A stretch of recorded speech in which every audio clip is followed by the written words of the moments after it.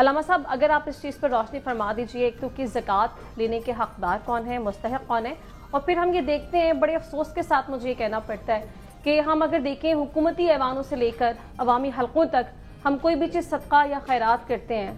اس کی تشہیر بہت زیادہ کی جاتی ہے، یعنی صدقہ اور زکوٰۃ ایک ایسی چیز ہے جو کہ خالص اللہ تعالیٰ کے لیے ہونی چاہیے، اتنے بڑے پیمانے پر تشہیر کرنے کے بعد اس کی وہ فضیلت، وہ برکتیں کیا باقی رہ جاتی ہیں؟ ذرا اس چیز پر روشنی ڈال دیجیے۔ زکوٰۃ کے مستحقین جہاں تک ہیں، مصارف زکوٰۃ، مستحقین زکوٰۃ، قرآن مجید میں خداوند متعال نے فرمایا ہے کہ کن کو زکوٰۃ دی جا سکتی ہے۔ سب سے پہلے تو جو ہیں غریب، مسکین، محتاج، فقیر، ابن السبیل، یعنی ایسا شخص کہ جو کسی مسافرت میں ہے اور وہاں پہ ضرورت مند ہو گیا، اگرچہ وطن میں تو وہ صاحب استطاعت ہے لیکن سفر میں جناب اس کے پاس حد زادرہ ختم ہو گئے تو اسے زکوٰۃ دی جا سکتی ہے۔ غلاموں کو آزاد کرنے کے لیے مؤلفۃ القلوب ہے، یہ سب قرآن مجید کی آیت میں انکا ہے۔ مؤلفۃ القلوب ایسے لوگوں کہا جاتا ہے کہ وہ ظاہری طور پر مسلمان نہیں ہیں لیکن وہ اسلام کی طرف رغبت رکھتے ہیں، اور جب اسلام کی باتیں سنتے ہیں تو انہیں وہ اچھی لگتی ہیں کہ اگر ان کو زکوٰۃ دی جائے تو وہ اسلام قبول کر لیں گے، تو ایسے لوگوں کو بھی زکوٰۃ دی جا سکتی ہے۔ اب دو چیزیں آپ نے دوسرا جو سوال کیا اور اس میں کم از کم زکوٰۃ میں یہ ایک بات دیکھنی ہوگی کہ جس کو آپ زکوٰۃ دے رہے ہیں کم از کم وہ زکوٰۃ لے کے خود حرام پہ نہ خرچ کر دے۔ مستحق اگر ہے، مستحق ہے، غریب ہے اور اس طرح اس کو دینی بھی چاہیے، لیکن وہ زکوٰۃ لینے والا بھی کم از کم اس طرح کو جو اپنے واجبات و فرائض کو ادا کرتا ہو۔ اب ہم اپنے کا فریضہ ادا کر رہے ہیں، وہ نماز ہی نہیں پڑھتا، وہ علل اعلان جناب علی شراب پیتا ہے، وہ دوسرا کرتا ہے، تو ایسے بندے کو زکوٰۃ نہیں دی جا سکتی۔ دوسرا آپ کا جو سوال ہے کہ آیا دکھا کے دینی چاہیے، پوشیدہ دینی چاہیے، تشہیر ہے، اس میں وہی کہ جس طرح پہلے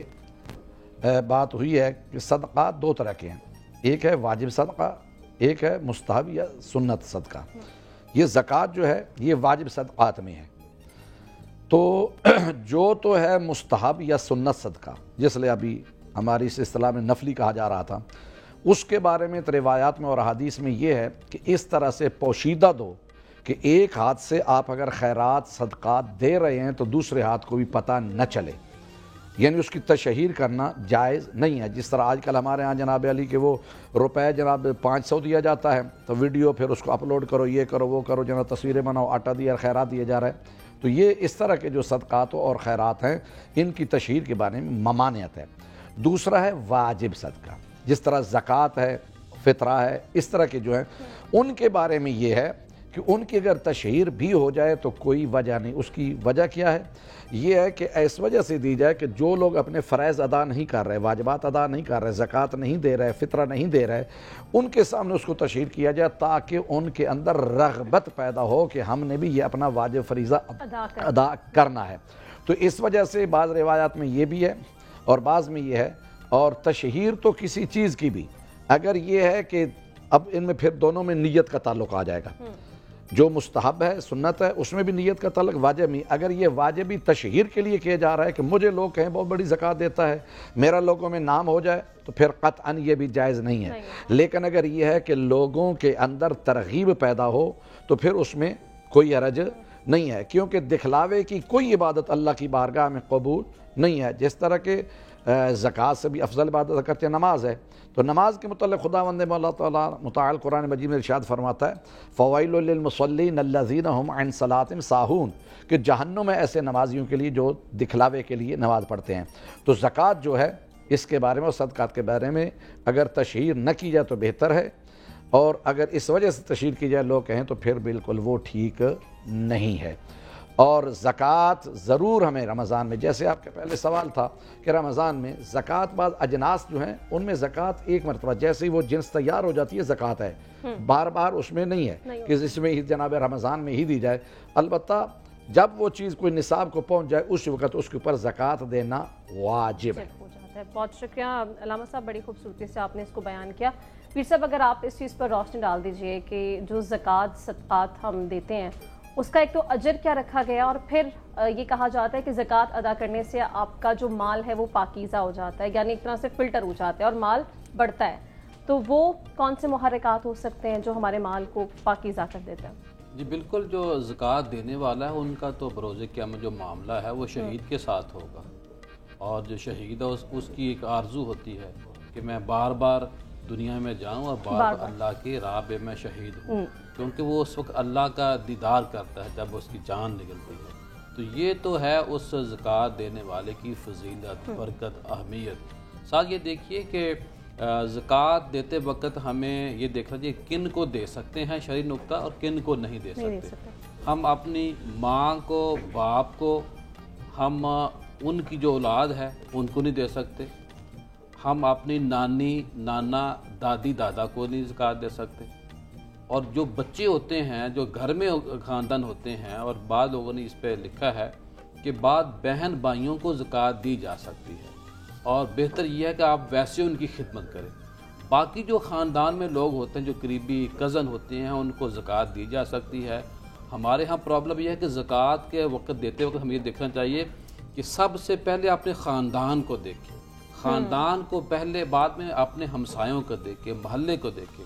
شریعت نے یہ کہا کہ زکوٰۃ اپنی بستی میں سب سے پہلے دی جائے۔ میں انتہائی معذرت سے ان لوگوں سے گزارش کروں گا کہ جو بڑے بڑے ٹرسٹ ہیں، بڑے بڑے ادارے ہیں جن کے پاس کئی سالوں کی زکوٰۃ کا پیسہ ابھی تک بھی پڑا ہوا ہے، لیکن پھر لوگ انہی کو دیتے ہیں، تو میری اس حوالے سے گزارش ہے کہ نئے جو ادارے بن رہے ہیں، جو نئے لوگ آ رہے ہیں، ان کو زکوٰۃ دیں۔ ساتھ یہ دیکھیے کہ جو ہم پیسہ کماتے ہیں، اگر میرے استعمال میں 10 گھر ہیں یا 10 گاڑیاں ہیں تو ان کے اوپر زکوٰۃ نہیں ہے، لیکن میری 10 گاڑیاں ہیں یا 10 گھر ہیں وہ کرائے پہ ہیں، جو کرائے کی مد سے پیسہ اکٹھا ہوگا اس کے اوپر زکوٰۃ ہوگی۔ زکوٰۃ بنیادی طور پہ اس کا یہ بھی مقصد ہے کہ زکوٰۃ دیتے وقت آپ نے کسی کو مالک بنانا ہوتا ہے، اور زکوٰۃ دیتے وقت بالکل بتانا ضروری نہیں ہے کہ یہ زکوٰۃ کے پیسے ہیں۔ اصل میں آپ کو یہ پتہ ہونا چاہیے یہ بندہ مستحق ہے، اس کو بتانا ضروری نہیں ہے۔ زکوٰۃ ہم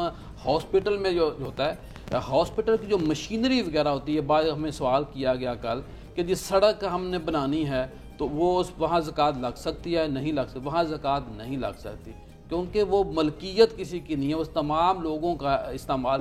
کی جگہ ہے۔ تو زکوٰۃ دیتے وقت ہمیں مالک بنانا ہوتا ہے۔ اب دیکھیے کہ جو پہلے بھی بات ہوئی، جو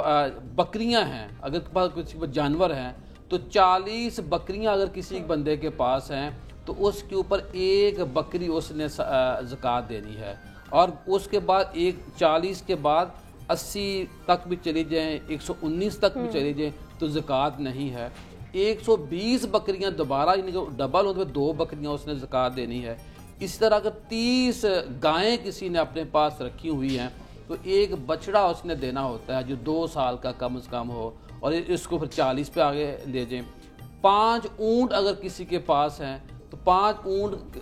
جب کسی کے پاس ہو، اس کا مطلب یہ نہیں 1 اونٹ اس نے نہیں دینی قربانی، اس نے 1 بکری کا بچہ دینا ہوتا ہے، یعنی بکری یا بکرا۔ لیکن بکری یا بکرا کی جو عمر ہے وہ 1 سال ہونی چاہیے۔ اسی طرح ہمارے ہاں مشہور یہ ہے کہ جی زکوٰۃ جو ہے رمضان میں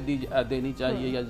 فرض ہوتی ہے عام لوگوں کے اندر، تو ایسا نہیں ہے۔ زکوٰۃ جو ہے وہ پورا سال مکمل ہونے پہ ہوتی ہے۔ زکوٰۃ ایڈوانس بھی آپ اپنے کھاتے سے دے سکتے ہیں، یعنی کہ آپ کوئی ضرورت مند آیا ہے تو آپ حساب رکھ لیں کہ یہ میں زکوٰۃ ابھی ایڈوانس اس کو دے رہا ہوں، تو جب پورا سال مال کے اوپر ہو اس کے اوپر بھی زکوٰۃ دی جا سکتی ہے۔ اور ساتھ میں یہاں یہ بھی نقطہ عرض کر دوں کہ جو سامان پڑا ہوتا ہے نا جی آپ کی ملکیت میں، کسی کارخانے میں، اور جو مل اونرز ہوتے ہیں، اس مال کے سامان کے اوپر بھی زکوٰۃ ہوتی ہے، یہ کتنی مالیت کا پڑا ہوا ہے۔ اے ٹی ایم کے اندر پیسے پڑے ہوئے ہیں، ابھی سر بات کر رہے تھے، اے ٹی ایم کے اندر پیسہ زیادہ ہے جو مقدار ہم نے بتائی ہے تو اس کے اوپر بھی زکوٰۃ ہوگی۔ کیش گھر میں پڑا ہوا ہے، پیسے کی صورت میں ہے، نوٹ کی صورت میں ہے، کرنسی کی صورت میں ہے، تو اس کے اوپر بھی زکوٰۃ ہوگی۔ ٹھیک ہے پیر صاحب، آپ نے بڑا خوبصورتی سے اس کو بیان کر دیا، اور یہی میں بھی کہنا چاہتی ہوں کہ پلیز جب صدقہ اور خیرات آپ کرتے ہیں تو یہ ایک نیکی کا عمل ہوتا ہے، یہ خالص اللہ تعالیٰ کے لیے کیا جاتا ہے، تو کسی کی عزت نفس کو مجروح نہ کریں، تشہیر اس کی نہ کریں، لوگوں کو اذیت نہ دیں،